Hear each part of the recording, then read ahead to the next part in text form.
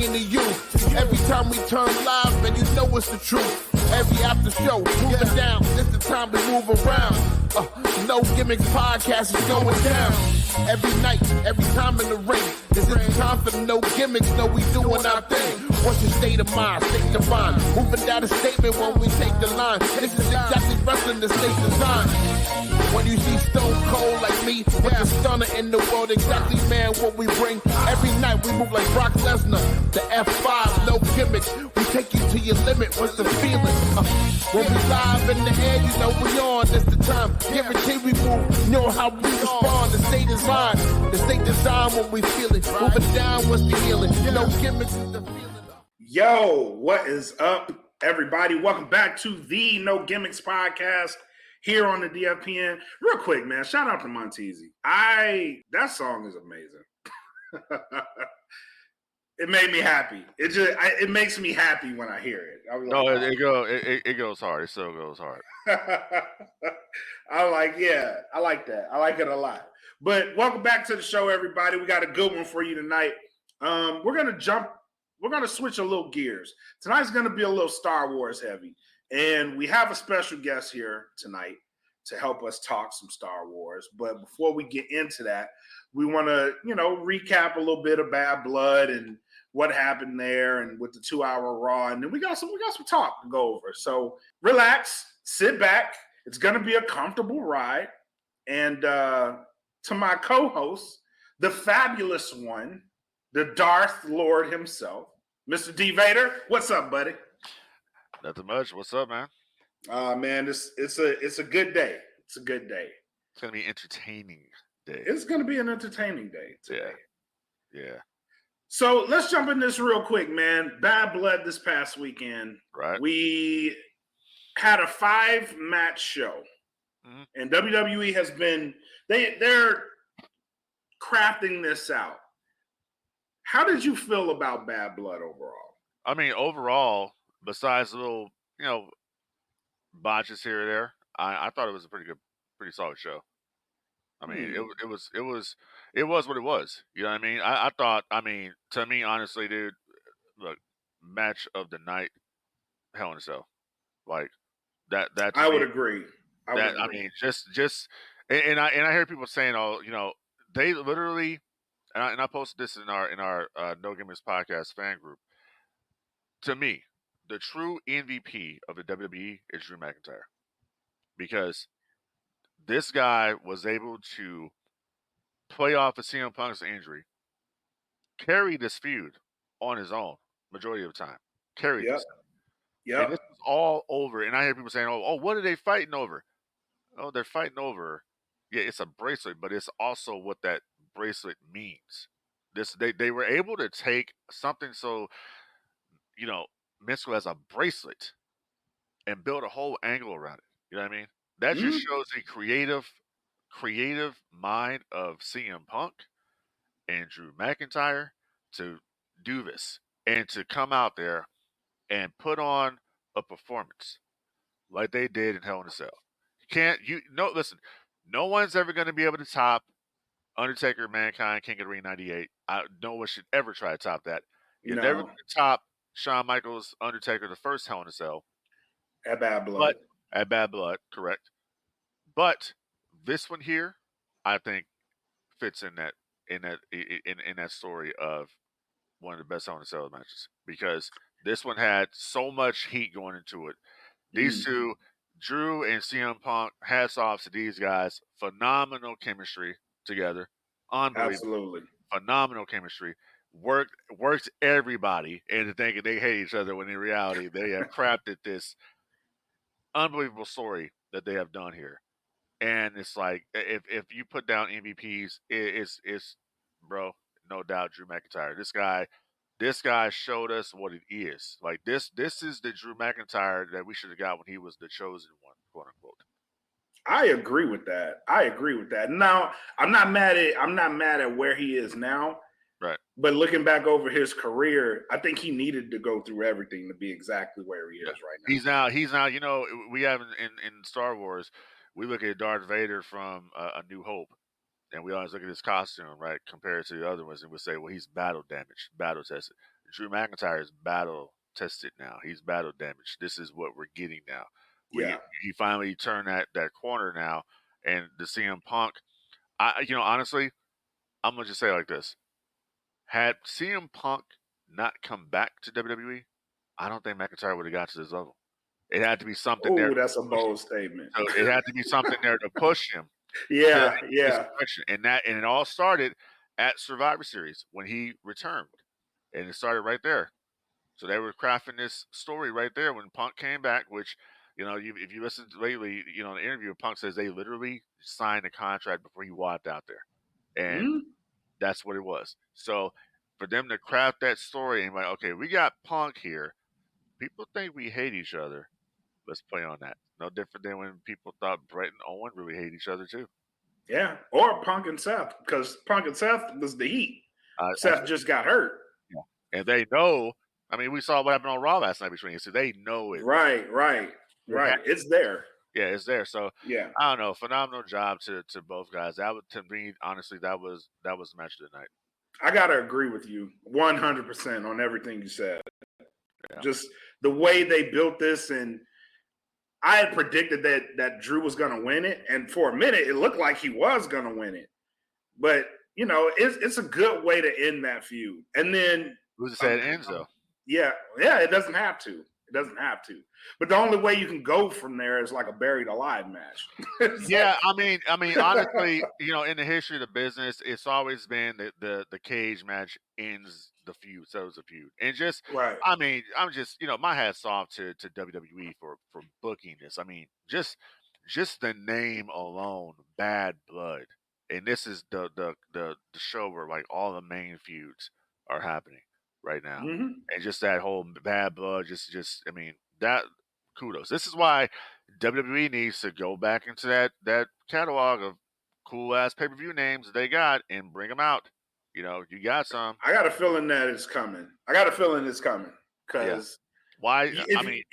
Look at the landscape. The landscape is telling you like they're going back to an era where, and you can just feel it too. It's starting to become mainstream. More people are starting to put more eyes on it. It's becoming cool again, no pun intended, because The Rock said it. Like it's really that. It's becoming cool again. It's becoming cool to be a wrestling fan again. So the more mainstream it gets, the more you should go back into that vault and pull those things out and remind people like, hey, we did some pretty cool shit back in the day. I mean, you got so many pay-per-view names that you can use from all the IPs that they own. A lot of those names honestly come from WCW that they keep using. I mean, why Halloween Havoc isn't utilized on the main roster? I don't understand that. It seems like they do a lot more with those names on the NXT brand than they do on the main roster brand. But I'm thinking they need to utilize some of these names. I mean, I agree. There's no reason why. I mean, let's say for instance, I mean, how does it sound? WWE Mayhem or WWE Uncensored or something like that. You have so many names that you can use that you're not using. And one of them, my God, this is the one that comes right to me right now. Starrcade. Oh. How is Starrcade? I mean, even on NXT Starrcade. Starrcade, yeah. Or how about WWE Uncensored on Netflix? You could do it. Because you could pull no punches, and that would be something crazy. Yeah, because WCW had uncensored, but it wasn't really uncensored, right? But you get the point. They have a whole bunch of names that they can use. I mean, then there's also the ECW names they can use. I think they do utilize Heatwave, and they do for NXT. Yeah. A lot. So a lot of it, like I said, a lot of the names they use from the past are done on NXT, but I think a lot of people would be like, "Oh, this is cool." Like if you're the main roster, like oh shit, wow, they're bringing back Starrcade. We can actually go to a Starrcade, event. I mean, I think that would be kind of cool to do that. You know what I mean? Yeah. But then also, we'll get further. It's kind of what we were talking about earlier, but we'll get into it. Most definitely. Now we're gonna jump into some Raw talk, but before we do that, I got a guest we need to bring in. We kept him waiting long enough. Yeah. Everybody, welcome to the show. Always first in line, from the Totowa chapter of the Busted Open Nation and the newest member of ISPW, Mr. Totowa Tom. What is up, sir? How you doing? Welcome to the show. I've been waiting to come on this show for months, Kelvin. You know that. I have been asking, I have been begging, I have been pleading. Well, Frankie D, you don't know this. I am the biggest mark when it comes to Star Wars. I have been asking to come on when you guys talk about Star Wars. Are you sure you're the biggest mark? Because you see what's standing behind me. Yeah, it's going to be a contest. It's going to be a contest tonight. That's true. But thank you very much, both of you, for having Totowa Tom on today. No problem, man. No problem, man. Thank you for your time. So while we move along in the conversation, let's talk about Raw and the transition from 3 hours to 2 hours. Totowa Tom, I'm going to go with you first. What are your thoughts on the overall change of the show, the feel of the show, now that Raw is gone from 3 to 2 hours? I absolutely love it. I did hear some commentary that was going on before the show went on, where the last maybe half hour or hour was rushed a bit because of the first hour. That's fine. I don't mind them cutting down the length of the matches. I'm not big into every single match being 25 minutes long. I think only your main events should go that long. I think you can get enough out of everybody within 5 to 7 minutes long. And I'm being straight. I mean, that's my honest feeling. I actually miss the squash matches, or the enhancement talent matches. I miss that because it builds the characters, gets a local indie guy into the ring. He can put on a few moves himself. I remember seeing the Hardys on Raw when they first showed up, and I was like, oh, they were just two enhancement talents. And I was like, yeah, those guys are pretty darn good. And sure enough, they're Hall of Famers now. I don't mind it going to 2 hours. And I got to be honest with you guys.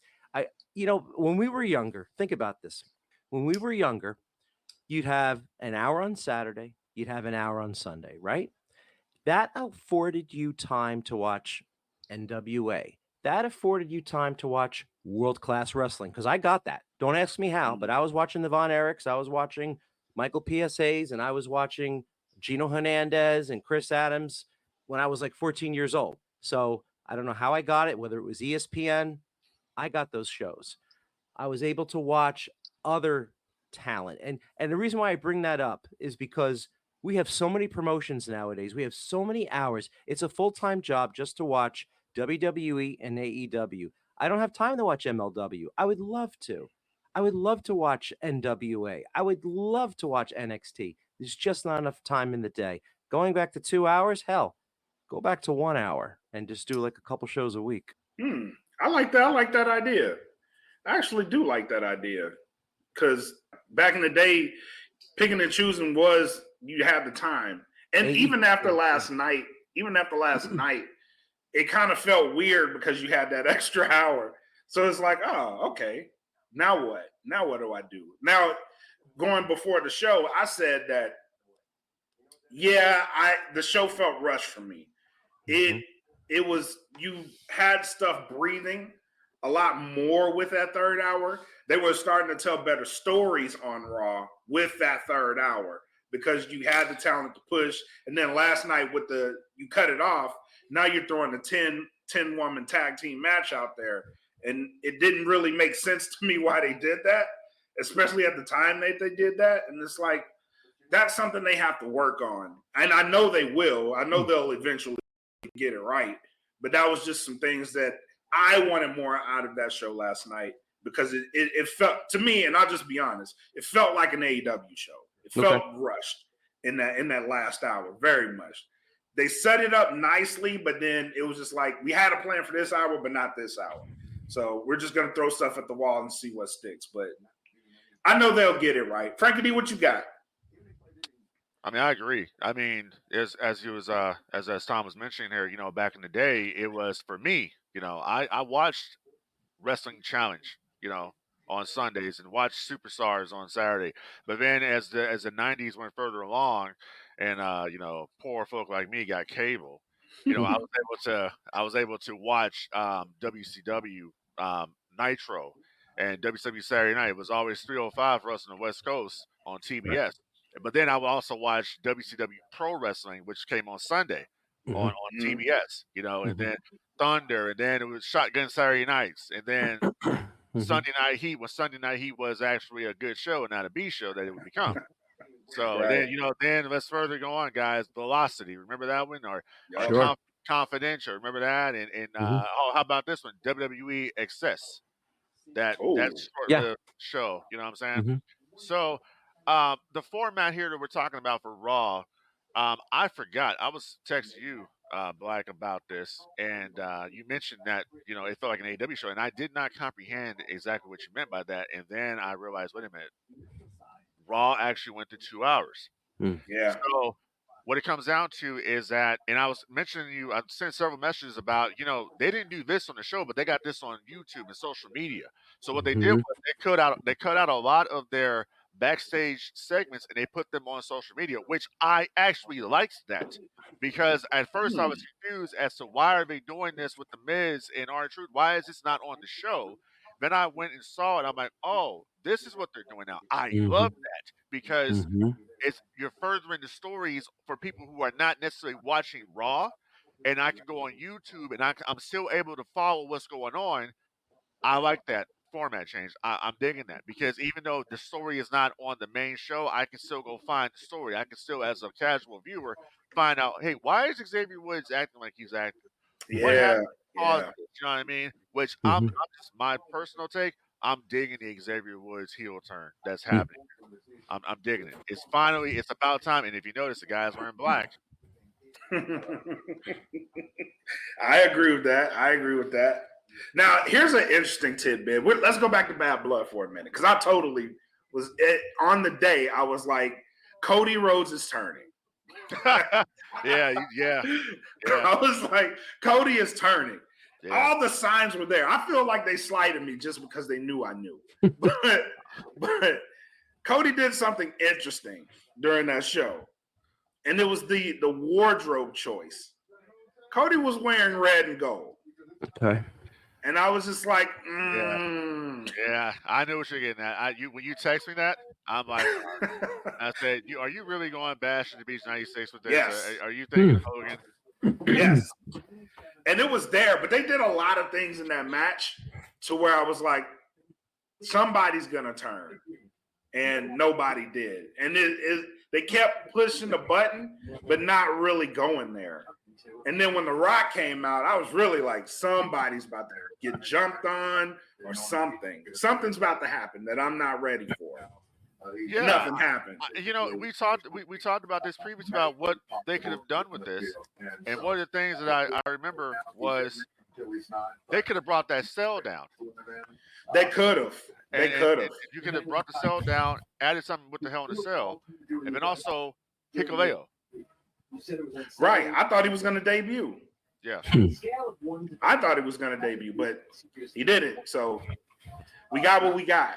But I think that's going to lead us to a Bloodline versus Bloodline Survivor Series. Yeah, I think that's where they're going with it. Yeah. So, but yeah, man. That'll be fun. Stuff. Yeah. Lots of good stuff coming down the pipeline from WWE. Lots of good stuff. So let's jump into the meat and the potatoes. Okay. We're talking some Star Wars tonight. And I had some stuff planned out. And I wanted to ask a question. I'm going to start with this one. So it's not a surprise. Frank D, me and you kind of talked about this before, but I wanted to add a little wrinkle. The Duel of the Fates. Pivotal battle in the history of Star Wars.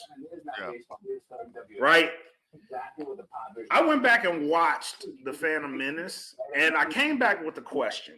The question was, what would have happened if Obi-Wan Kenobi wasn't knocked off the platform and he was able to keep chase, but instead of Qui-Gon being locked up with Darth Maul, what if it were Obi-Wan and Obi-Wan actually died and Qui-Gon was the one to kill Darth Maul, what would have happened then? I'll leave the floor open. Tom, I'm going to let you answer this one first. It's quite frankly the most pivotal storyline in the entire Star Wars saga. When you look at episode 1 and then you ended at episode 6. I'm not counting 7, 8, and 9 for this. We don't I'm need gonna go I'm gonna go 1 through 6. Not my words, by the way, what I'm about to say. One of the greatest Star Wars hands out there. He's more than a hand. He's like second only to George Lucas, and that would be Dave Filoni, who I respect and I admire for what he's done in the Star Wars lore. I think his take on the animated projects is some of the best Star Wars I've ever seen. But enough of that. Duel of the Fates. What happens? Well, if you think about it, the fate of the galaxy was happening when Qui-Gon was fighting Darth Maul. And the fact that Qui-Gon was the one to succumb changed the entire universe. Anakin was in tight with Qui-Gon. Qui-Gon believed in the living force, and Anakin was to be trained by Qui-Gon. Obi-Wan never really, he was not on board with Anakin. In the very beginning, he called him a pathetic life form, just like he called Jar Jar one.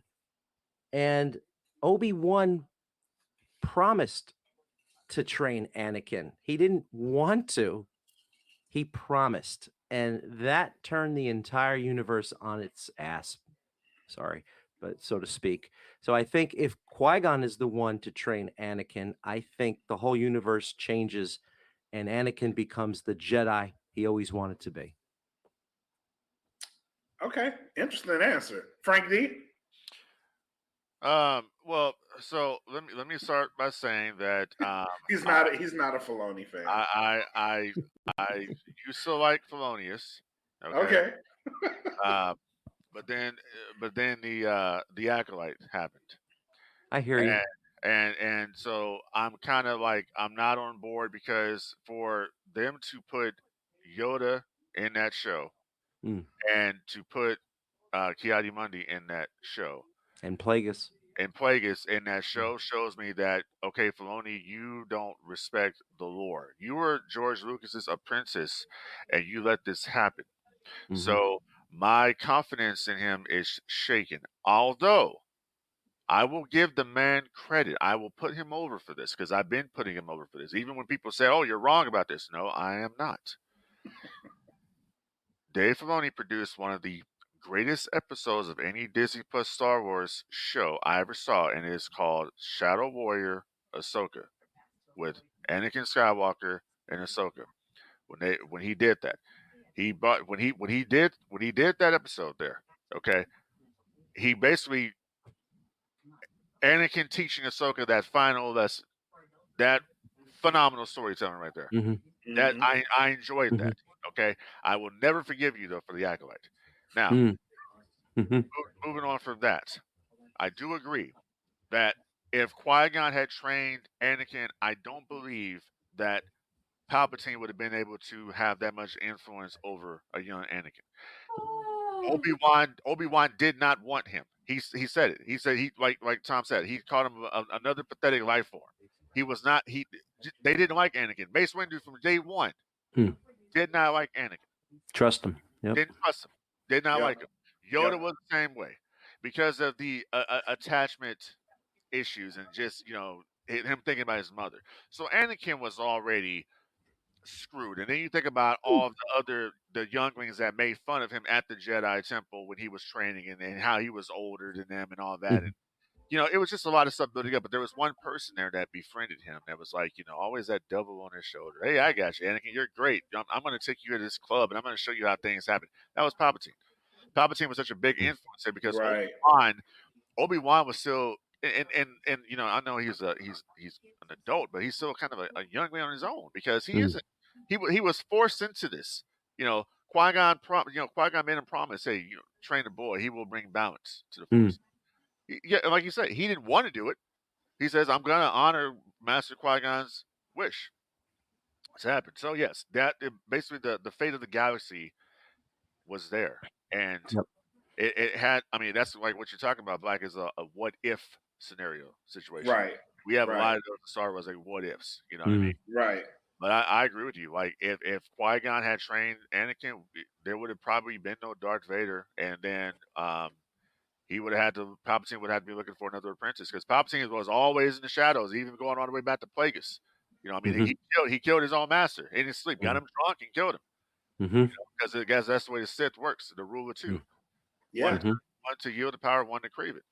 You know what I mean? So, Awesome answers, man. My thing about it was, I think Qui-Gon saw the conflict in Anakin Skywalker, and rather than try to make him become a Jedi, I think his focus would have been trying to balance the Force inside Anakin, to where you can show emotion and you can be in control of yourself while you do that.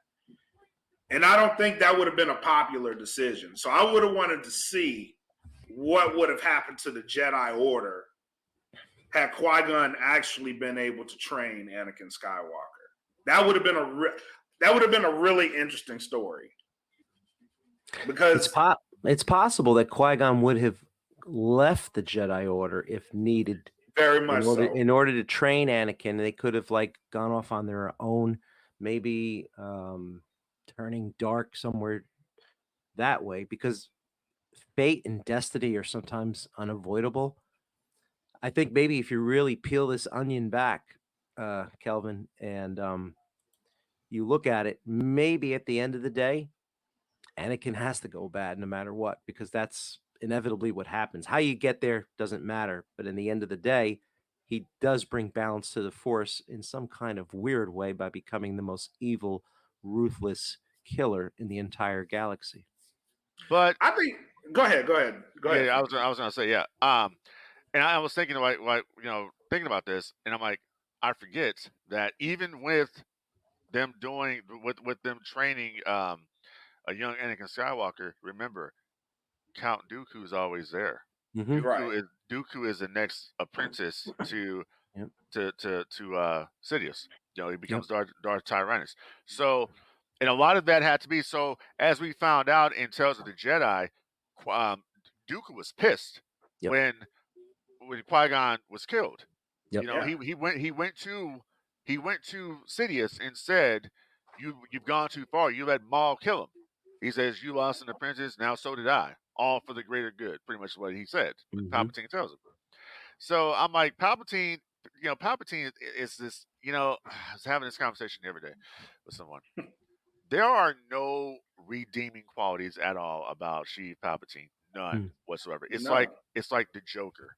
There are no redeeming qualities. The dude is just pure evil. You know what I mean? Like there is no turning Palpatine. Palpatine doesn't see the light side.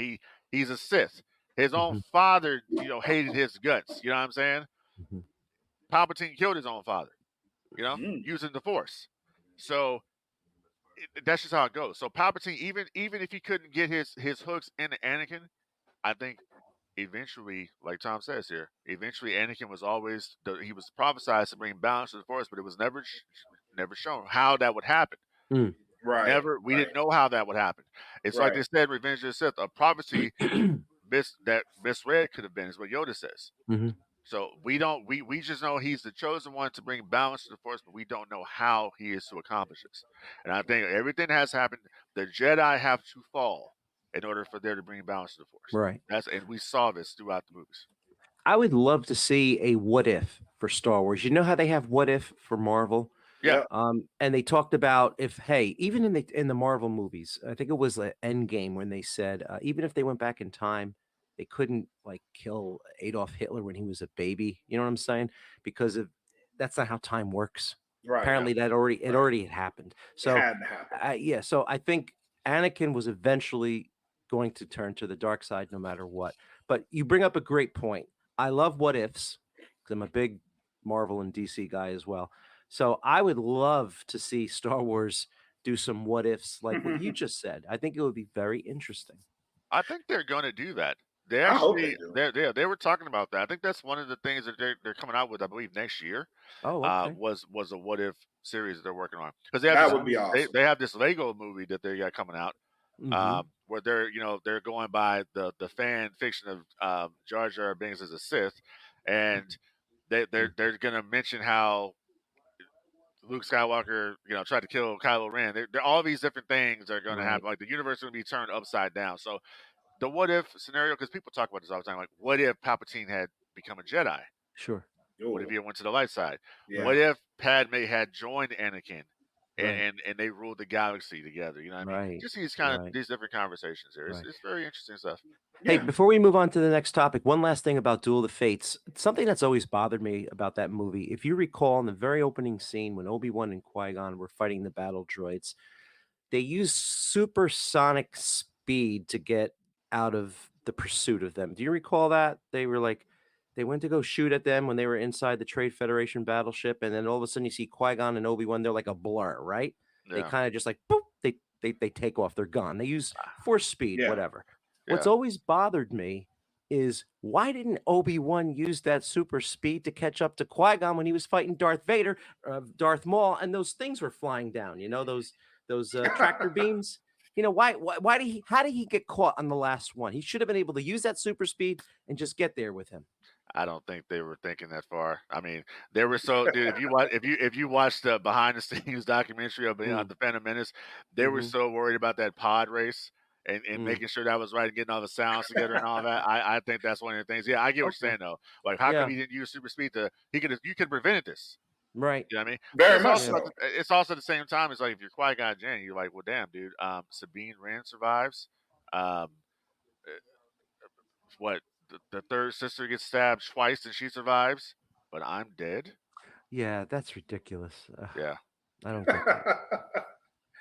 more evidence of Obi-Wan should have been the one. It should have been you. But I think, and you guys are right, I think he probably eventually goes dark anyway. Right. Because even though that battle itself is pivotal to who he becomes, the edge for Anakin Skywalker is his mother dying. Mm-hmm. There's no one there to guide him through that. Right. Or at least tell him, like, what you're feeling is normal. Grief is normal. Like, it's okay to be this way, but taking it out isn't going to bring your mother back. No one was there for him in that manner. The Jedi didn't even help him. No, they didn't. That. I mean, he wanted to go visit his mother. The Jedi didn't even help him in any of this stuff. Like once he left his mother, that was it. Yep. You know what I mean? And he was already on the dark side. It was kind of like, he had these emotions. I mean, Anakin just had a rough life. I mean, as a slave in Tatooine. I mean, the kid had it rough. You know what I mean? So it's like, give some sympathy to what the guy went through. Like, that's what George says. George says the 6 movies he created, it's called the tragedy of Darth Vader, is what he calls it. Because it is. It's a tragedy of Vader. You're seeing basically this kid who had so much. He had big dreams of becoming a Jedi. He wanted to be a Jedi so bad. Big dreams of doing this. And then to be manipulated by Palpatine, who had his own agenda, which is to destroy the Jedi, take over. And then, as I mentioned to you before, the Jedi Temple on Coruscant. I believe it's actually built on top of a Sith Temple. It's underneath it. So right. Which is crazy to me. But that's why Palpatine a lot of times he was able to mask a lot of stuff he was doing. Because he was able to do that. Like, they never sensed anything with Palpatine. Like he was there, and it's like Yoda's there, Mace Windu's there. They don't sense a damn thing because he was able to hide it. There's two sides to him. Palpatine wanted to be the politician from Naboo that cared about the people, and he loved the people. He was a common man to people. He hated the people. He loathed the people. That's not, he didn't. Yeah. So he didn't like people, or he just Anakin's, as you mentioned, Anakin wanted to save everybody. Yep. Anakin loved everybody. Right. He was afraid to lose anyone, and that played a part in that. And I think Palpatine was doing, and on top of that too. I don't know if you guys noticed or not, but the original script for Revenge of the Sith that they didn't use, and there's a lot of it you can see in the movie. The original story they were going to go for was Palpatine put it in Anakin's head that Obi-Wan and Padme were having an affair. You're right. And that's what the distrust came from. So if you remember one Mm. scene on the couch, Anakin sitting there and he was like, Obi-Wan was here. Right. But there's no context to why, like, well, he's thinking like Obi-Wan, I know he was here. I can feel that his presence was here. They cut all that stuff out of the movie because it was originally he thought they were sleeping together because that's what Palpatine told him. If you look at some of the some of the behind it some of the Deleted scenes. he's talking about I don't trust her, and Anakin is like telling Palpatine like I don't think she's not trustworthy. Yeah, I don't trust her, Anakin. There's something about her. She's holding something from me. He's already putting the fix in there, so already the distrust is there, and I think he's putting thoughts in his head too. Long-term storytelling, preying on the insecurity. Yeah. I don't like that. I don't like that idea though. I don't like that because I think that would have been like, first of all, he would have took Star Wars in a path that it didn't need to go into, as far as like, okay, now we're bringing like real world issues as far as like, affairs and all that type of stuff. I don't think that was needed. I think the story they went through of him having premonitions about her dying in childbirth is a much better story because you're the person who caused it. Right. Essentially. Well, it was that compounded by the death of his mother. Like I've already lost too much. And if you're telling me that I can bring somebody back from the dead, or I could stop somebody from dying when I'm already having visions of the person I love the most dying, absolutely. Bring me over to the dark side so I can stop this. But he never wanted to go to the dark side though. He didn't want to do that. I mean, even at we'll move on here, but even in that scene with Mace Windu, he's still trying to do the right thing. He says he must stand trial. He's like, he said, I need him. And Palpatine is playing on this like he's so defensive. And then if you like, they have security cameras inside, right, where Palpatine was recording all this and was manipulative to show that he was attacked by the Jedi. This is the Jedi. They are traitors to the Republic. This is all Palpatine made this whole thing like they tried to take over. He said that's why he says I told you the Jedi are taking over. That was the whole thing because he was plotting this shit. If you look in the scenes when Anakin comes in, Palpatine's sitting in the chair, right? He's looking at something on the screen. It's the Death Star. He's already planning the Death Star right there. He's already doing it, and he turns it off when Anakin comes in, and that's when Anakin says, "You're the Sith Lord." This is all these things that Palpatine was plotting with Dooku, and he's like, "Okay." It's like, good, Anakin, good. Kill him. Kill him now. You're useless now because I got you where I need you to go to.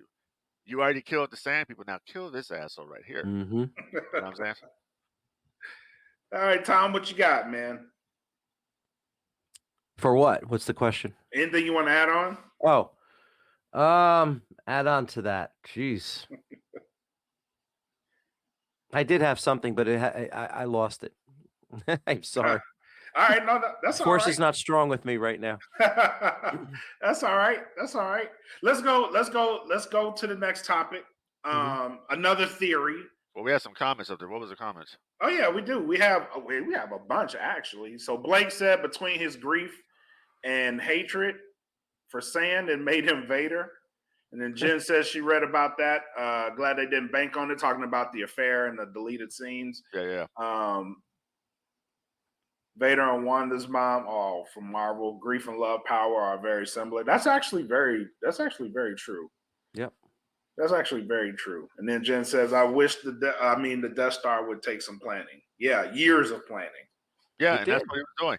That's what the Sith do. The Sith are always in the shadows. They were always in the shadows. As we saw episode 9, they said somehow Palpatine's returned. Palpatine was always there. I mean, the whole cloning process that they were doing. What do they call it? Project Necromancer. That's what they were working on. Like that's what Snoke essentially is. He's like, that's what it is.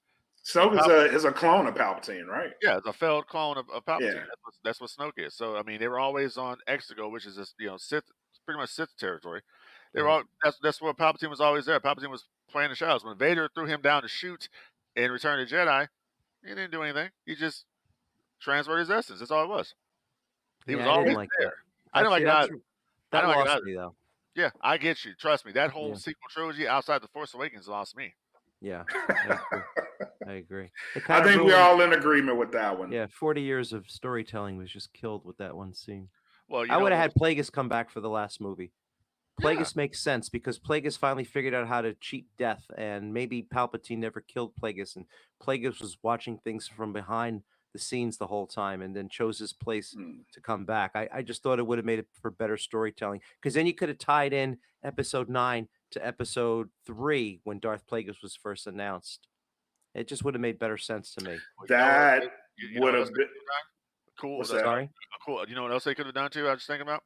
Mm. They could have brought back Mace Windu, in Rise We of don't know Skywalker. what happened to him, right? Yeah. Samuel L. Jackson says he's alive. He didn't die. Never confirmed he died. Right. Yep. Never confirmed he died. Yeah. Ooh, that's a good comment. Palpatine was for the movie fans. Palpatine was basically what we call in the wrestling business lazy booking. Lazy. That's what it was. It was basically J.J. Abrams comes in, and J.J. Abrams has to fix what Rian Johnson did with The Last Jedi. He has to try to tie all this stuff together. I think J.J. had a plan, and then him and Kathleen Kennedy or something butted heads, and he was gone. He had to come back and try to fix this. That's why in that movie, Rise of Skywalker, they put Kylo Ren's mask back together because they were pissed off about why did you guys destroy the mask? We spent all this time trying to find the right mask for Kylo Ren, and then in The Last Jedi, you guys destroyed the mask. Right. So they were pissed about that. So basically, the way Adam Driver explains it too, real quick, Adam Driver explains it that he was never supposed to have a redemption story in there. He was supposed to go further into the dark side. Is what it was. I mean, is there any way to redeem somebody who kills his own father? Well, you know what I mean? I mean, he says, I know what I have to do, but I don't know if I have the strength to do it. He killed Han Solo. Right. So how do you come Right. back from that? You know what I mean? I Right. was telling my wife, I was like, which one is worse? I mean, this is gonna sound terrible. Which one's worse? Anakin killing the younglings or Kylo Ren killing his father? It's Anakin killing the younglings. You think so? Yeah. You think so? I don't know. They've been I trying mean, to yeah. They've been trying to kill them forever. I mean, if you go back to Rebels and you go back to even Clone Wars, they've been trying to kill Force sensitives as soon as they're born. Yeah. That's true too. Yeah. That's what the Inquisitors were.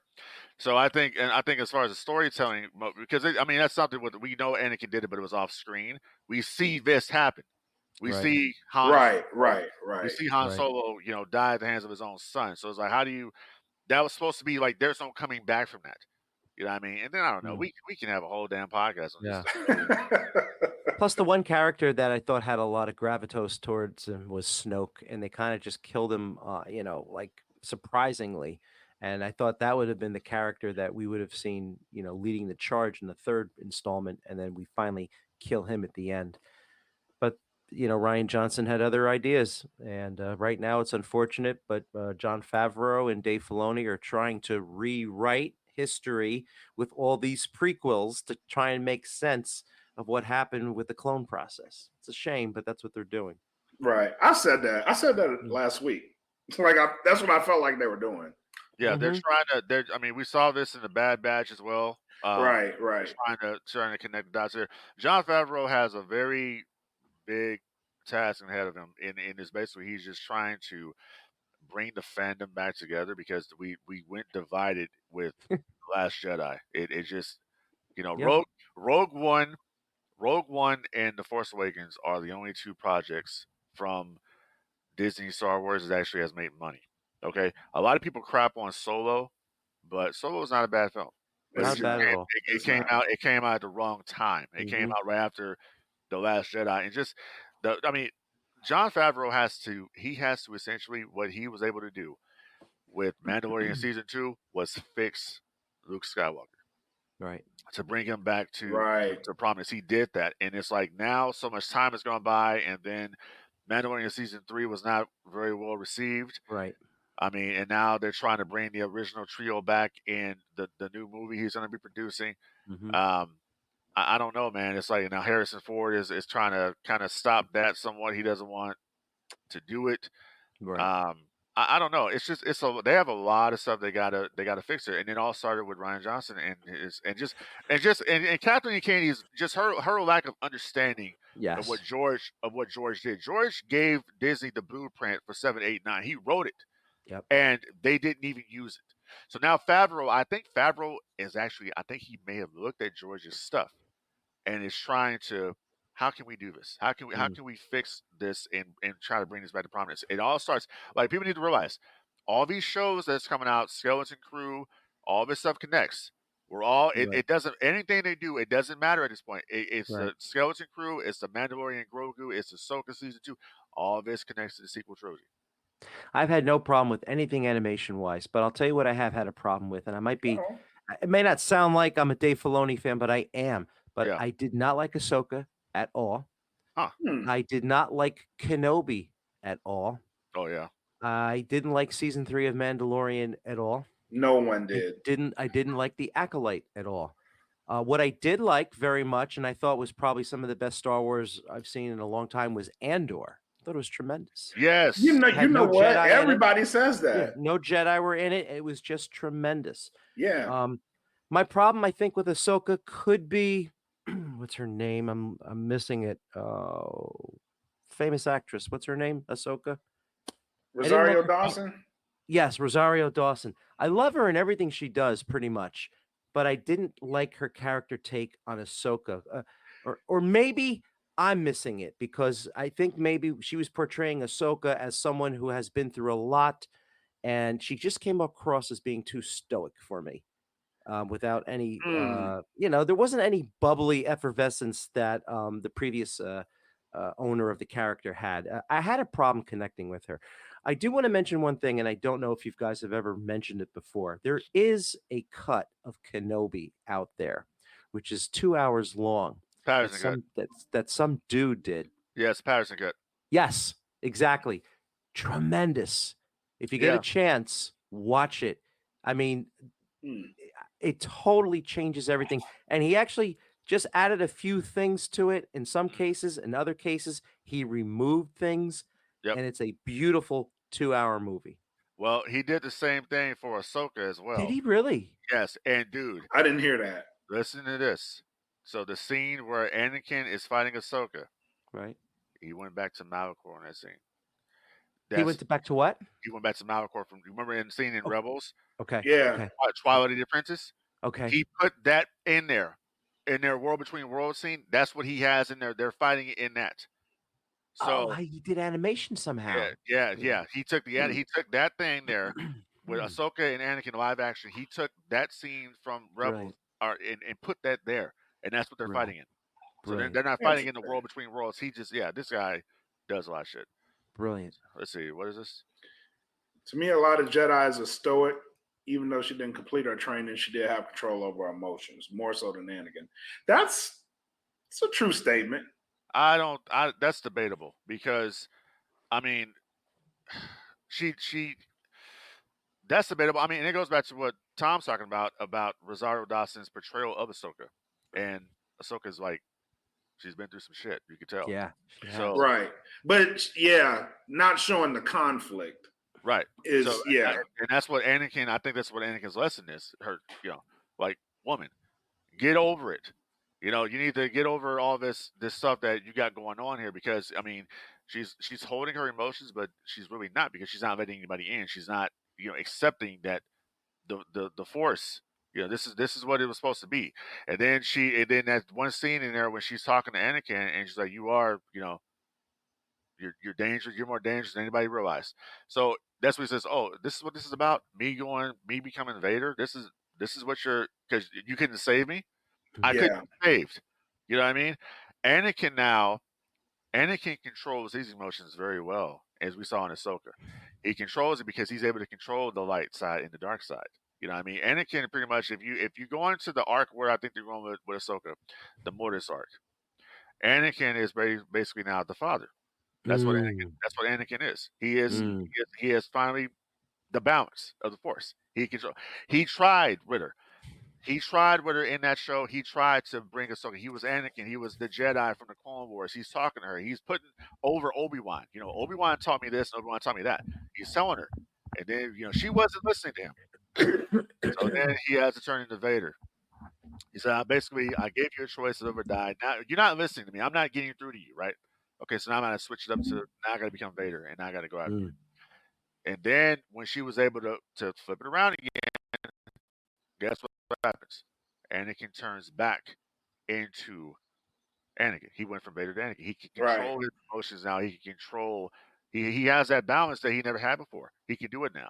And one thing that I think that and I've said this many times on this show, one thing I would love to see that they have not done, we have got to see on screen Hayden Christensen and Mark Hamill on screen. Force Ghost Anakin talking to Luke Skywalker. I love that. Man, we gotta have awesome. that. We gotta have. That'd be awesome. You know what I mean? But yeah, like she just said there, he achieved this after death. Yes, because he no longer had a Palpatine that's manipulative. I have a son that I didn't know I had. I have kids that I didn't know I had. I lost everything. Kids changed you. I thought I killed my wife. You fucking lied to me. That you said that I did all this. So you know, and how did he found out way before. He found out way before Palpatine told him in Empire Strikes Back. Boba Fett told him that he says you found the name Skywalker. Right. That's when you knew I have this asshole lied to me. Like, okay, now I see what it is. Yeah, he lied to me. So yeah, man, there's so many things that they can explore because they're talking about right now with a possible Kenobi season 2 is pretty much about to happen. That they're already talking about this.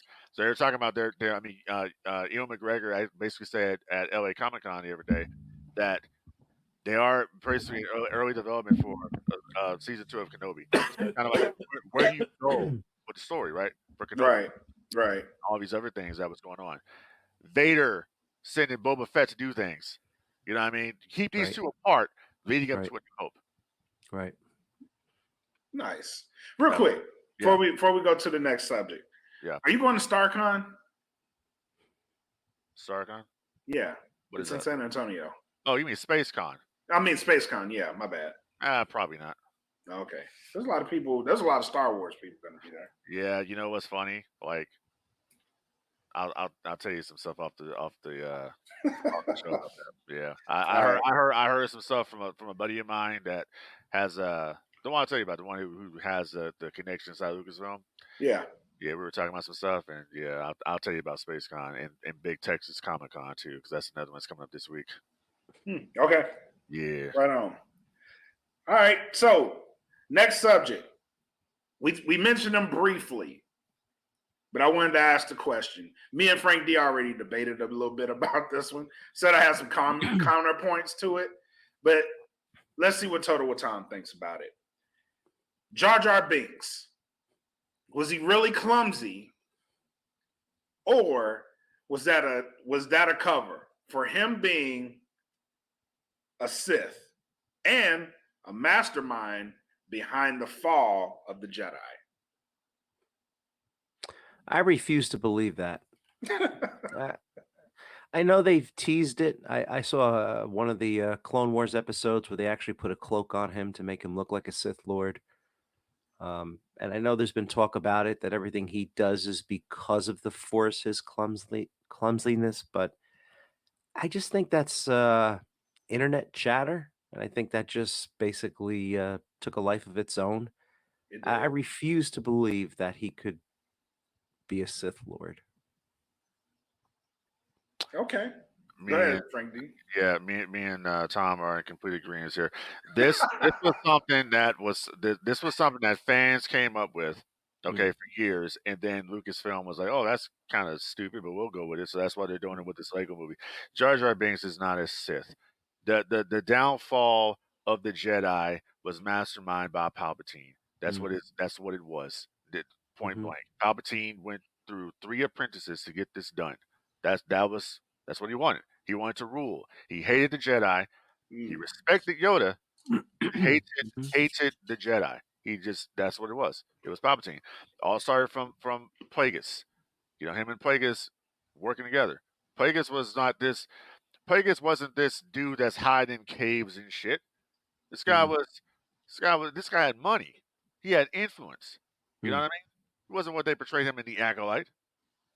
He's not sitting up there watching in the shadows. No, he watched in the shadows, but he had influence, money, politician. He played politics. Right. You know what I mean? So like, this was the plan all along. And then he got him drunk. They celebrated one night, and he gets him drunk, and then Palpatine kills him. Because once again, rule of two: one to yield the power, one to crave it. Palpatine wanted the power, so then Palpatine becomes, Senator of Naboo. He has And his own plans. think of the patience he had too. There's some scenes which, if you look back in Revenge of the Sith, where he's hanging by a thread in the elevator shaft with Obi-Wan and Anakin, or the ship that they're on is like crash landing into Coruscant.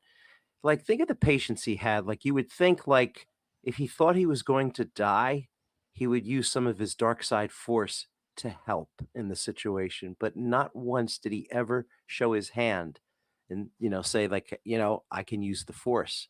Yep. It's how cool of a cucumber do you have to be in order to withhold that and not show that you're a true dark master? Yeah. He didn't do any of that. Only time you kind of saw a little bit of that, and it's not really the power. It's just when he wanted to leave Obi-Wan there to die.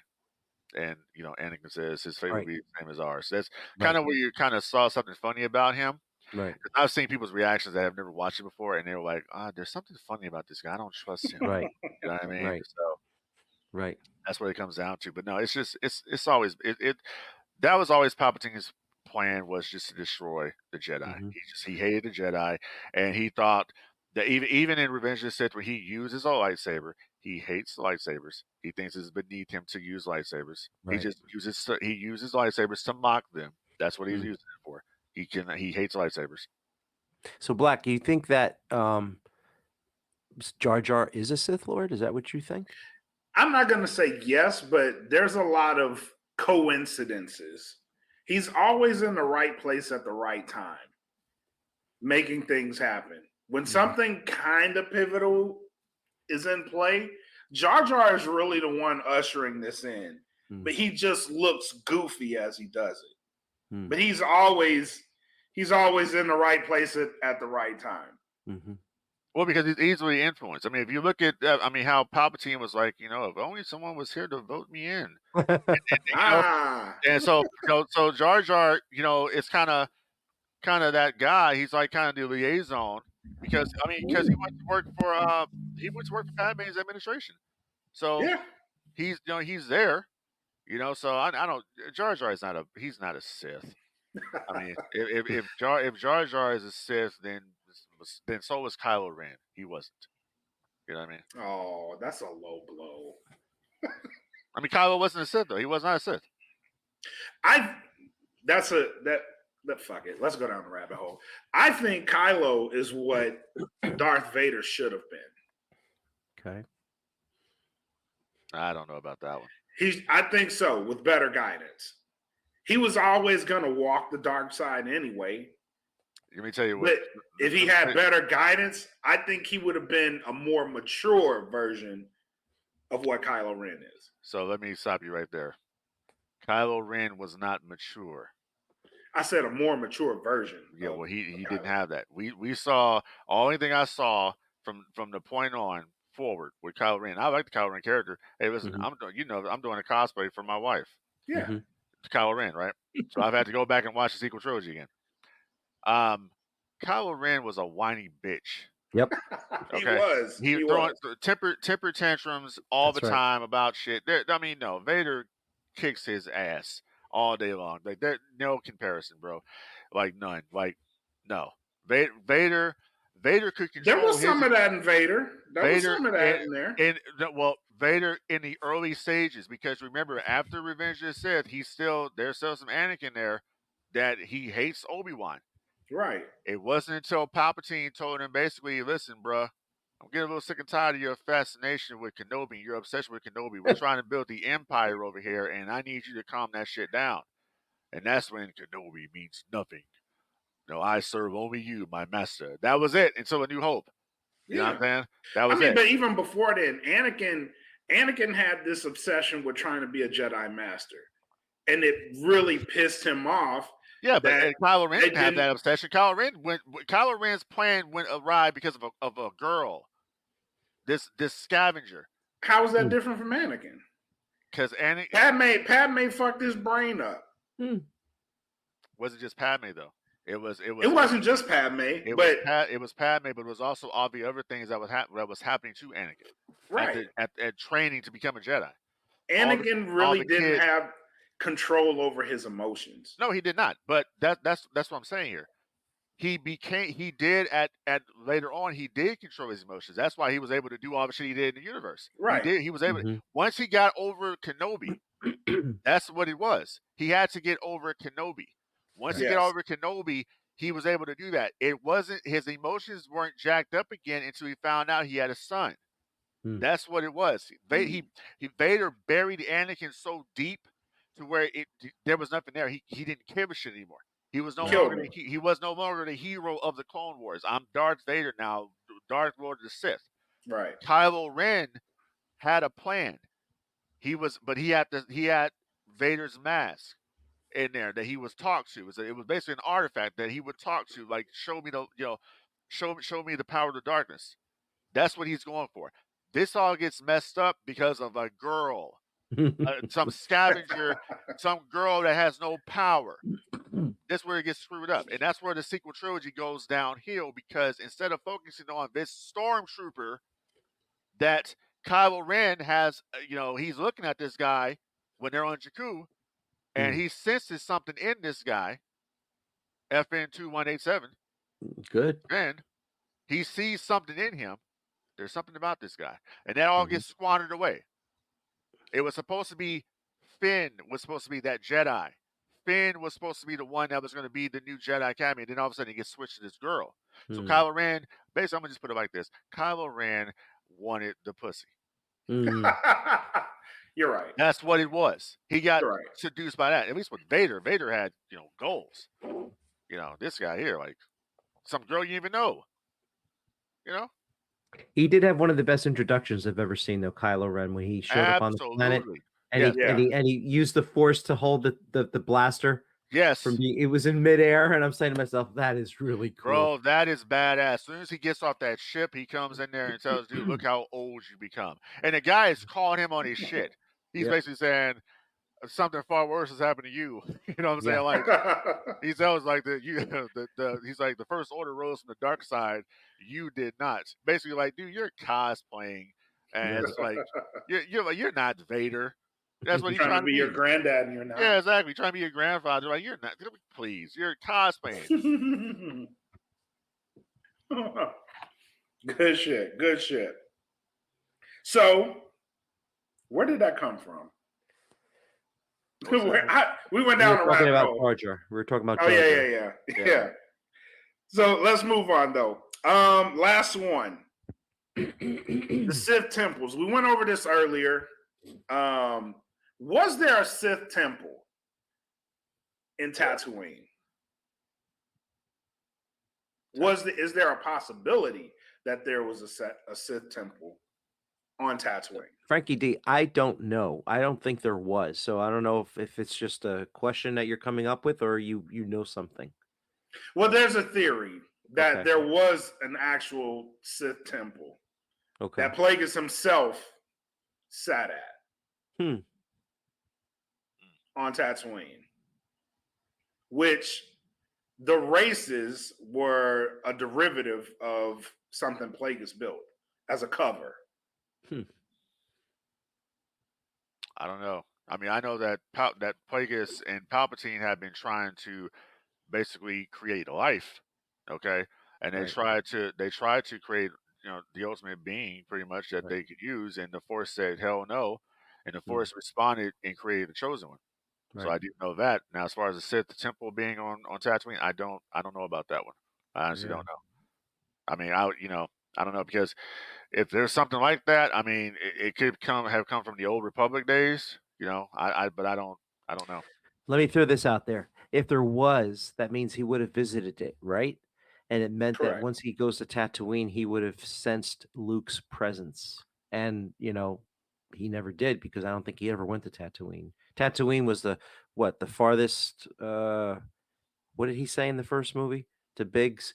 He said if there's a spot like that's farthest away from the center of the universe, it's Tatooine. They were saying it's very remote, and that's why he was hanging out there. So I don't think Palpatine ever went to Tatooine.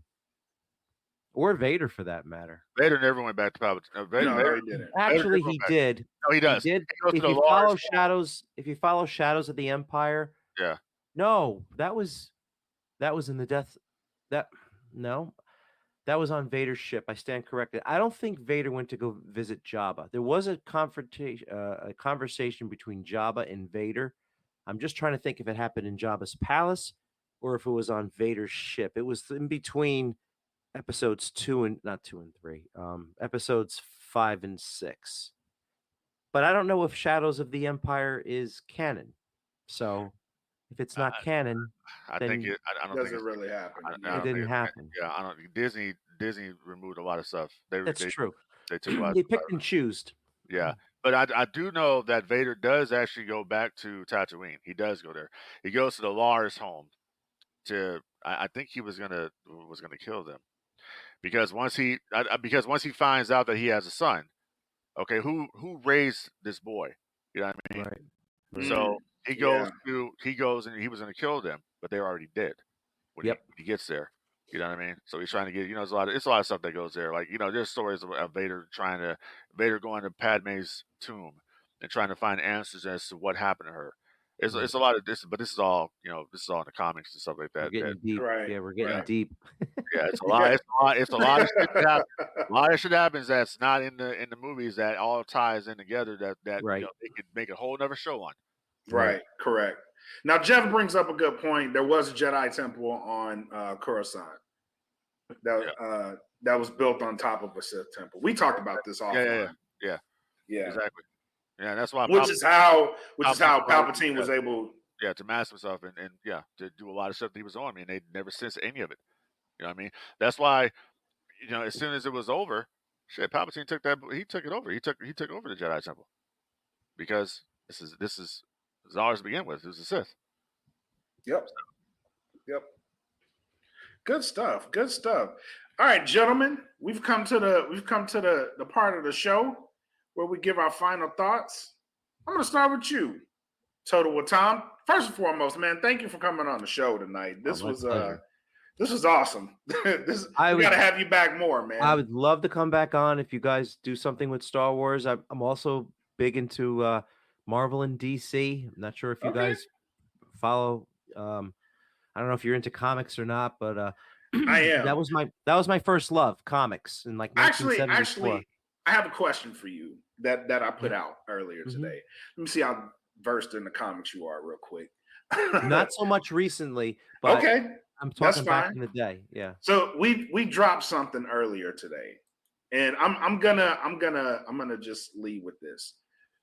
You're good at DC, right? Better at Marvel, but I know better DC. at Marvel. I know DC. So, do you know who the Presence is?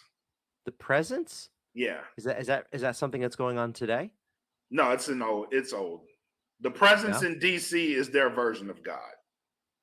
Okay. Do you know who the one above all is in Marvel? That's like in Marvel with the entity, and then there's someone above him, I guess. Yes, the one above all is like Marvel's version of God. Okay. Mm-hmm. So we put out a battle who would win between those two. Either the Presence or the one above all. I say the one above all. I mean, but I don't. How would they fight? I don't understand that. Whoever has the most strength wins. Because you omnipotence versus omnipotence. It's like God and the devil, type thing. But whoever wins wins. Thanos win above all if he had the Infinity Gauntlet with him? Negative. No. But I thought he took on at the entity in the Infinity Gauntlet saga. I thought he beat everybody. He did. Now, where they're going with Marvel, that's a different story. Notice they're still going on with the story. because they beat Thanos, but there's always someone bigger and badder until you get to the one above all. But Okay. it's gonna keep going. But I like those people in the background, just like always being like in the peripheral. I don't like them a part of the storyline. You know what I'm saying? Oh yeah, Show me up, too. show up every 5 years, and I'm good with it. Galactus, once every 2-3 years, I'm cool with that. Or what's the guy in what's the Dark Side? I think DC missed a lot with Dark Side. I think they could have used him a lot more. I think they'll bring him back eventually. I know they're working with this Penguin stuff and trying to go deeper down the rabbit hole. Sure. I think what they're doing with the Batman now and putting the Penguin on Max and continuing that story from that movie and eventually leading into a second Batman movie. Right. DC's starting to pick up a lot of steam. I'm all for it. Yeah. I'm all for it. But I like everything as far as pop culture goes. It doesn't matter to me. Star Trek. I go into everything. Monsters like Godzilla, Gamera, King Kong. If you guys ever get into that kind of stuff, I'm into it all. Sports is another love of mine. And then we have invites everywhere, bro. We have shows for you. So if there's something you want to talk, let us know. We'll love to have you on whatever. Pro wrestling actually was the last thing I fell in love with, believe it or not. That was like last on the totem pole. That happened around 1983. Jesus, Tom. And I got in at a good time. I got in at a very good time. But that's funny you say that because Star Wars was the last thing I fell in love with, and that happened in 2015. No. When we went and seen The Last Jedi. Yeah. Okay. I took him to see The Last Jedi. Yeah, first movie I ever saw in the theater was The Force Awakens. Oh yeah, The Force Awakens. Yeah, that's what. You guys are very young. You guys are very young. So I saw the original Star Wars in '77 in the theater, and I consumed everything. I had the trading cards, I had the books, I had the lunchbox that I went to school with. I have all these books. If it had to do with Star Wars, I ate it up. Star Wars and the Yankees from like the late '70s and the Cowboys. Okay, I'm sorry. Those are my three loves. And then '83, I saw Captain Lou Albano hit one of the Wild Samoans with a chair, and Rocky Johnson and Tony Atlas won the tag team championships on TV on Saturday morning, and I became a fan for life. And Tony Atlas, quick story. Tony Atlas, my favorite wrestler, my first favorite wrestler, okay, because he had the body. And he not only did he have the body, not only could he pick anybody up and toss them around, but he was doing drop kicks. He was just a physical specimen. And my favorite wrestler until kind of then Hogan came, and then I started hearing about Flair. Okay.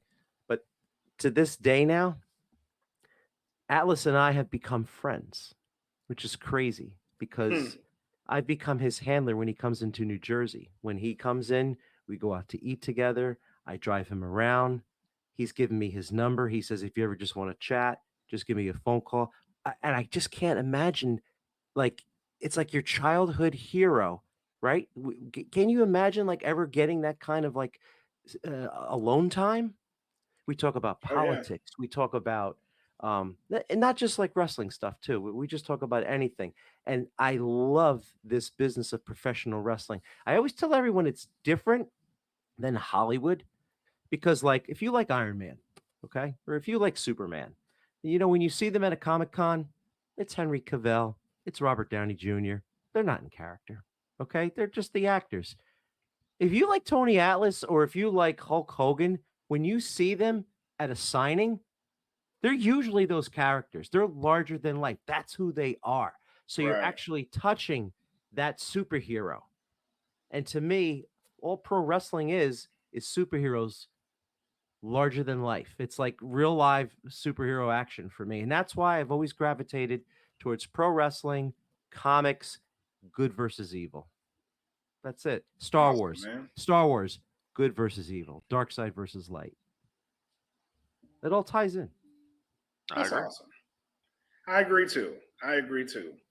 That's awesome. So how did you get into ISPW, and how do you like it so far? Because this is if I'm not wrong, this is your first foray into the business as a talent, right? It's my first time in the business as wrestling talent. This Saturday, I'll be managing the mat mechanic Eric Corvus at a show in Pemberton, New Jersey.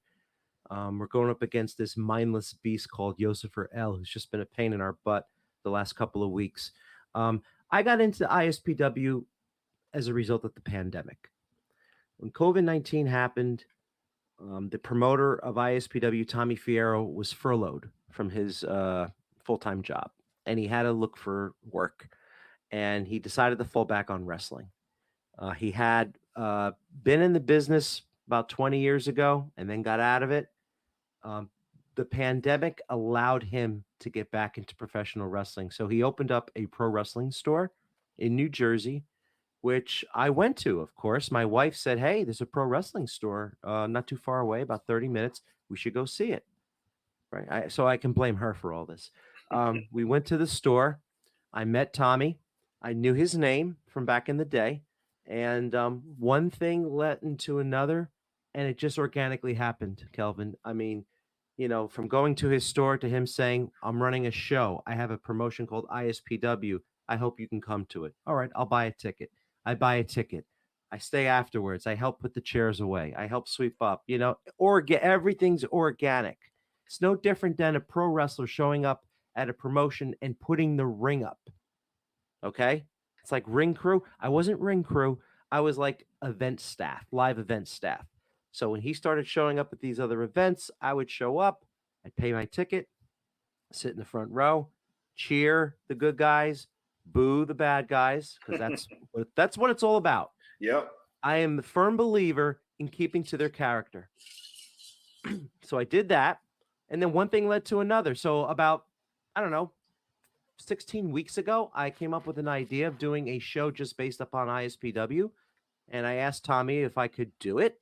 I said, you don't have a presence on social media doing a podcast, and I'd love to do one. But it's going to be about ISPW. It's not going to be talking about, what happened on Raw last night. There's plenty of people doing that out there. I just wanted to be a little different. Okay. So I do this show called ISPW Weekly. It's just all about ISPW. I have a co-host who's fantastic, and we go on the air every Thursday at 7:00, if you don't mind the cheap plug.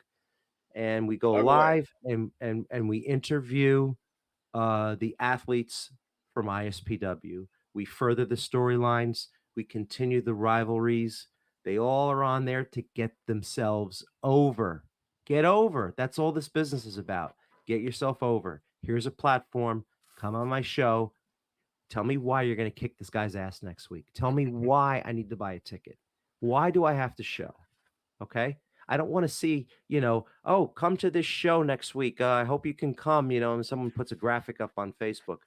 No, I want somebody telling me why I have to show up at that show. Do you remember as a kid watching those interviews with Mean Gene Okerlund in between the matches? Yeah. Piper would get up there and he'd be like, this week in East Rutherford, New Jersey, or this week in Houston, Texas, I'm going to be here. And then you'd be like, damn, I got to go to that show. We need that. The independent scene needs that more. So I brought that to Facebook, and through that, I have been given an opportunity to manage. And I'm very excited because as a kid, I was never the biggest, and I wasn't the strongest. So I knew I'd never be a pro wrestler, but I always thought I could be a manager. And I thought it'd be a lot of fun. And so right now I'm just living my dream. That's awesome, man. I like it. When I saw that you had became a manager, I was like, damn, that's awesome. That's awesome. But I didn't know how ISPW Weekly started. That's a pretty good story, man. And I didn't know what ISPW was that. I thought they had been around forever, honestly. Well, they were. They started in like the late 90s during the Attitude Era. And then, things happened and, they went away for a while. And then, as I said, COVID-19 is the worst thing that's ever happened to most of us in our lives. And through tragedy sometimes, unfortunately, comes opportunity. Yeah. And, a lot of people had life changing moments, good and bad, as a result of what happened. I'm just glad for my sake it was for the good this time. Yeah. Like put one in the win column, right? Yep, absolutely, man. Yeah. Absolutely. Well, shameless plug it, man. Where can the people find you? Plug away. I'm on Instagram. It's at Totowa Tom. It's pretty easy. Also, my shoot name is Tom Mealy, Mele. I'm on Facebook, so you can friend me on there. And ISPW has their own Facebook page. If you want to follow ISPW Weekly, just go to the ISPW Facebook page. And we have a show that goes on every week.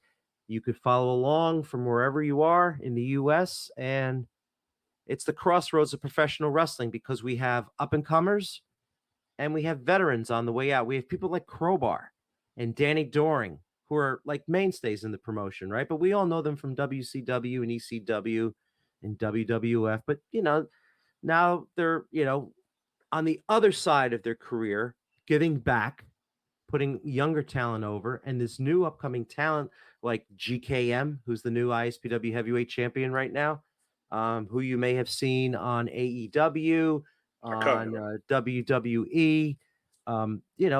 It's beautiful. It's what I said it was, the crossroads of professional wrestling. Awesome, man. Awesome. Once again, man, thank you for coming on, man. This was awesome. This was an awesome show. So I appreciate you guys having me on. Thank you very much. No problem, sir. Frankie D, what you got, man? Take us home. What do I got? Well, I mean, I'm very interested to see where this story is going to go with The Rock, with Roman. It's crazy to me that they have been able to continue this story since 2021. This is when this whole thing started with the bloodline, and just when I'm like, man, like if had only WCW had did this with the NWO and did it correctly, we would. I mean, they've surpassed it. You know what I'm saying? So it's we're gonna be very it's gonna be very interesting the next few months to see where they take this story.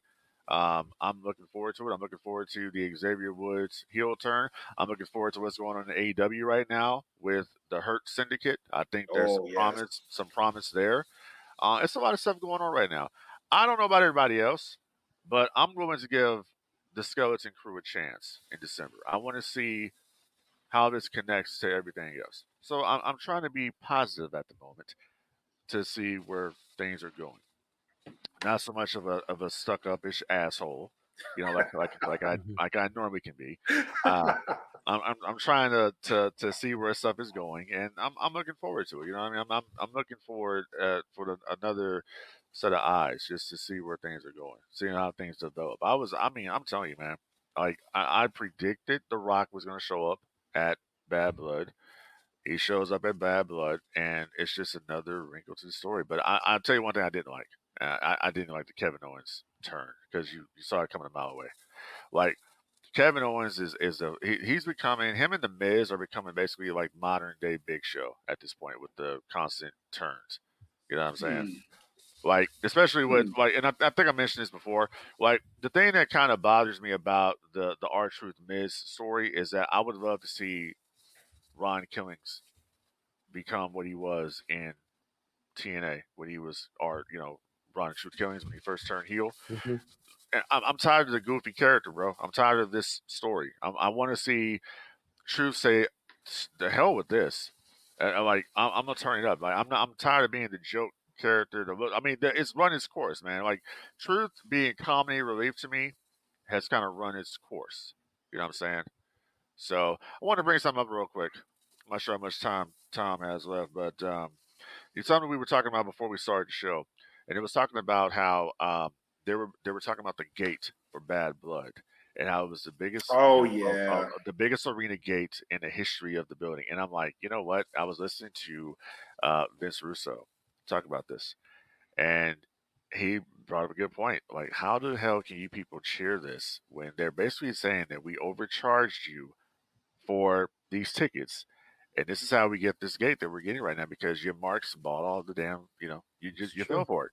So I'm like, I didn't think about it like that, and I'm like, Vince has some good points there as far as like, yeah, they're overcharging. I remember like we were talking about, you were talking about back in the Tony Atlas days in the WWF and all that, and it was a lot more affordable back then to go to a show than it is now. I remember the first house show I went to was in August of 1996. It was at the Arrowhead Pond in Anaheim, California.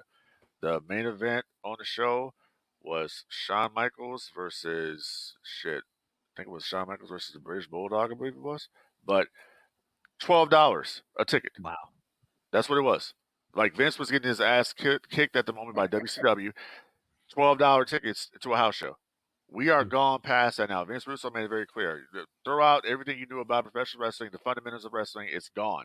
This is now a corporate greed company, is what it is. And we're gonna see where this takes us because right now they're high right now, right? But this is the way AEW can combat this. If AEW can be the more consumer-friendly product, where it's a more affordable product, they can do some good business over there.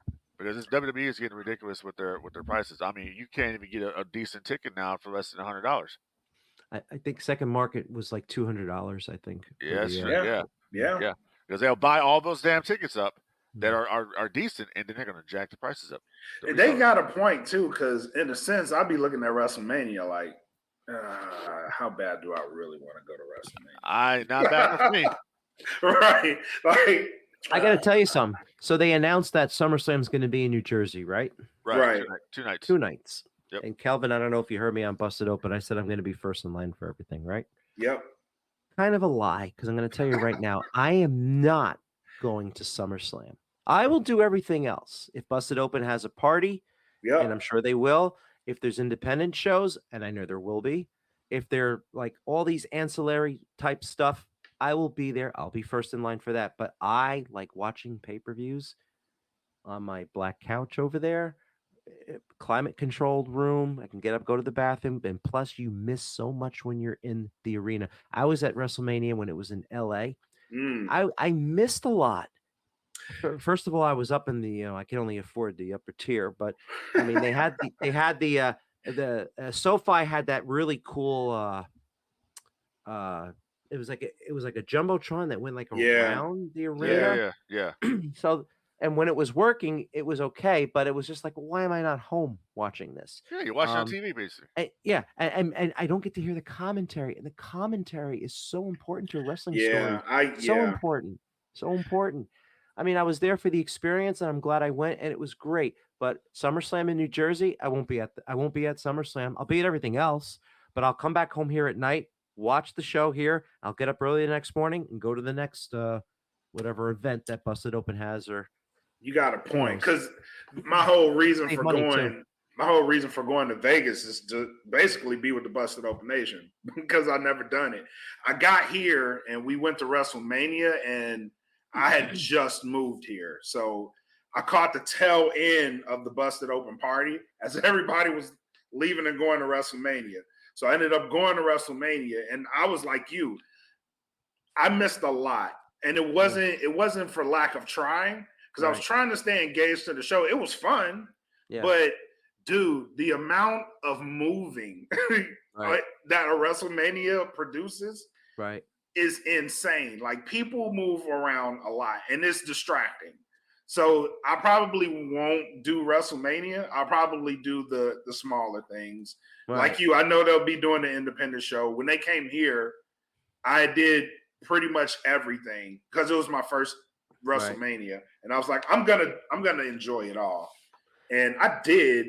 But going forward, I'm probably gonna be like you. I'm just gonna do the smaller things. Yeah, I know they'll have them around. Yes, if there's parties and stuff to go to, I'll do that. But other than that, ISPW will have something too. I've already spoken to the promoter. We're going to run something. Let me ask you guys this. What do you think about the fact that it's on Easter Sunday this year? That's interesting. I mean, Vegas wants it there because typically it's a dead time of year for them. No one's gambling on Easter Sunday. So that's one of the reasons why they chose that weekend. Because I was actually, I thought about it for like a hot second about going to Vegas. And then I said to myself, That's crazy. It's on Easter Sunday. I could never get away from that with the family. I could never do it. Yeah. And I'm not the biggest religious guy, too. I'm just saying that the line has to be drawn somewhere. Yeah, that's that is definitely. I won't even be able to watch it probably on Easter Sunday. I'll probably be at some family gathering, right? That just shows you kind of where we are right now, where money and greed goes over religion. That's that's kind of where we are right now, and that's unfortunate. But I didn't even think about that until you just said. Yeah, I didn't either. That's an interesting thought, though. Yeah, WWE just doesn't. They don't care. I mean, they're gouging their fans. They're hot right now, but what is it really doing to the business? It's trickling down in a negative way. They also brought the fact that Meltzer is discounting his newsletter right now because Meltzer's filming the shit too now because. Wait, he's doing what? Discounting his newsletter. The price of his newsletter went down. I just re-upped for the whole year last week. Yeah. They went. Yeah, they were talking. Yeah, they mentioned this on. I was listening to the show, and they mentioned that his newsletter, like it went down on the price. I guess everybody's feeling it right now. WWE's making all this money because they're overcharging every damn thing. That's what they're doing. They kind of.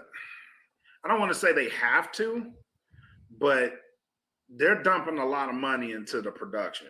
So you got to recoup that somewhere. Yeah, but I mean, honestly, bro, they've downgraded the production. Look at the stage now. Well, yeah, you're right. The stages are like they don't have. They have more fans, right? But that's how they're doing it. They're and those quote unquote cheap seats are not cheap anymore. Oh hell no, hell no. It's like I have no interest in going in unless I get comped. That's it. I have no interest in doing it. Now, if they say, "Hey, well, Frank, you want to come to Lucasfilm for a weekend?" Fuck yeah. Do you want to go to WrestleMania? No. Yeah. I'll go to Lucasfilm though. Yeah, hell yeah. All right, man. All right. So, any more final thoughts? No, the final thought is basically, I guess I'll end it on my thing. Help. Yeah, you know it. That popular. You know what I was asking. Have your pets spayed or neutered and all that, and long live the Empire, and all that good jazz. But Totowa Tom, it was a pleasure talking to you, my guy. It was. Thank you. This was fun. I enjoyed this. This is great, man. We have to do this again sometime. Absolutely. I hope so. Absolutely. Well, thank you everyone for tuning in to this one. We wanted to do something different this week. Go a little more Star Wars heavy, and this actually worked out really well, man. So, hopefully you guys enjoyed it. This will be on all your streaming platforms soon. So if you missed the show tonight, tap in. But until then, you guys take care of each other. Be safe. Enjoy what you want to enjoy. And peace. And I know it's all business, We give them no gimmick. Yeah. And I know it's all business, We give them no gimmick. Yeah. And I know it's all business, We give them no gimmicks.